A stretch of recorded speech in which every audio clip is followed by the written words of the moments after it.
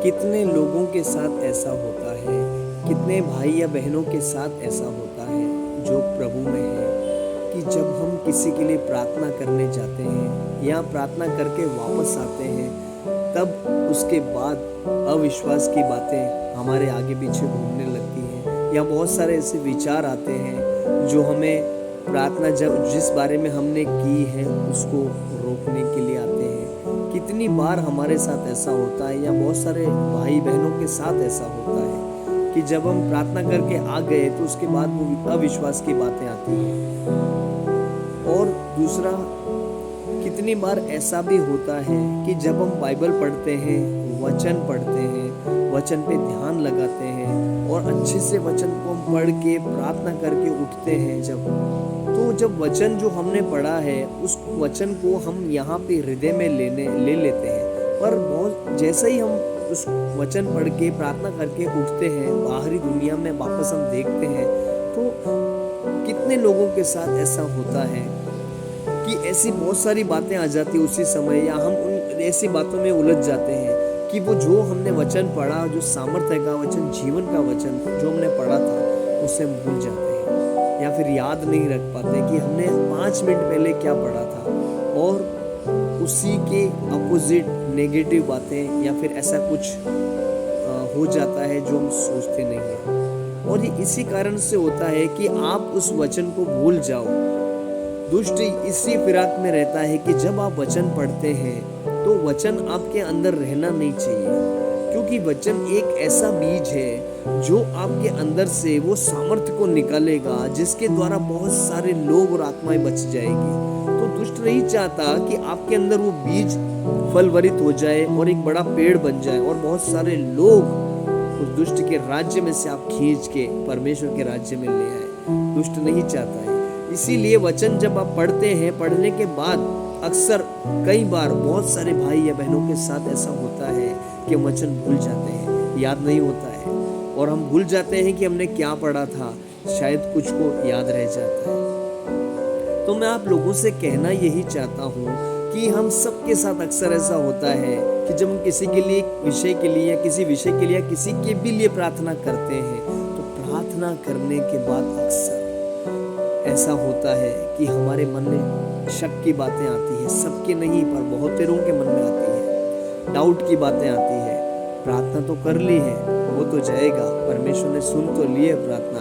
तो फिर मैं आपसे पूछना चाहता हूँ, अगर आपको 100% विश्वास है कि प्रार्थना हमारी सुन ली गई है, फिर ये शक की बातें अगर आती भी हैं तो आप लेते ही क्यों हैं?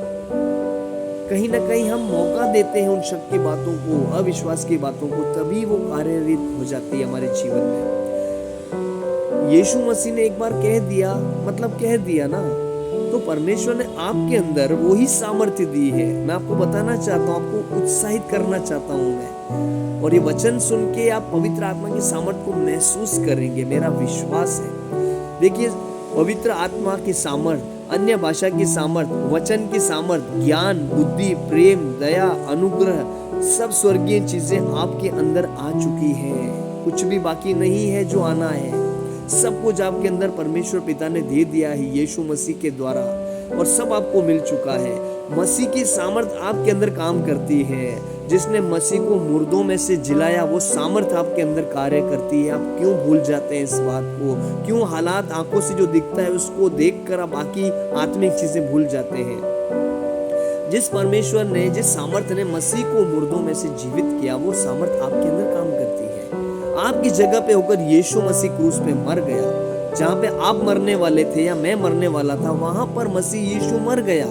अब हमें मरने की जरूरत नहीं है, डरने की जरूरत नहीं है। हम मसीह में जीवित हैं। हम मसीह में विजेता से भी बढ़कर हैं, विजेता से भी बढ़कर हैं। जो जीत लिया जाता है उससे भी बहुत ऊपर है हम। तो जो मसीह की सामर्थ्य है, स्वर्गीय सामर्थ्य आपके अंदर, आपके हाथों में दी गई है। जब आप हाथ बढ़ा के किसी के लिए, भाई बहन के लिए या किसी के लिए भी प्रार्थना करते हैं ना, तो आपके हाथों से विश्वास के द्वारा, कहे हुए वचन के द्वारा, जीवन के वचन के द्वारा वो सामर्थ निकलती है जो मसीह के अंदर से निकलती थी, वो आपके अंदर से निकलती है।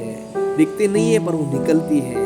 इसलिए जब आप प्रार्थना करें तो केवल एक विश्वास पकड़ लें, एक बात यीशु मसीह की पकड़ लें कि जो तुमने प्रार्थना में मांगा, जो कुछ भी मांगा है, प्रतीति कर लो कि हो गया, 100% हो गया, उसको प्रतीति कर लो और 100% रिजल्ट मैं कहता हूँ आप देखेंगे अपने जीवन में यीशु मसीह के नाम से। 100% रिजल्ट अपने जीवन में देखेंगे, सामने वाले के जीवन में देखेंगे जिनके लिए आपने प्रार्थना की है। 100% रिजल्ट देखेंगे जिस दिन आप पकड़ लेंगे इस बात को कि जो कुछ बोला है हो जाएगा, प्रभु यीशु मसीह के नाम से हो जाएगा और वो हो जाएगा। उसको रुकने के लिए कहीं ना कहीं हमारा मन, हमारी बातें, हमारे विचार जिम्मेदार होते हैं।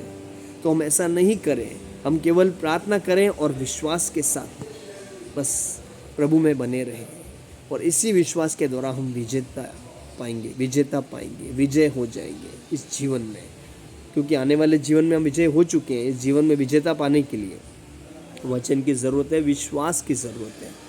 तो प्रभु में बने रहें, प्रभु में खड़े रहें, प्रभु में अड़े रहें और मसीह में बने रहें, फलवरित हो विश्वास के द्वारा। प्रार्थना करके शक मत लाइए, जो कुछ बोला है हो जाएगा। प्रभु यीशु मसीह के सामर्थ्य नाम में प्रभु आप सबको आशीष दे। आमीन।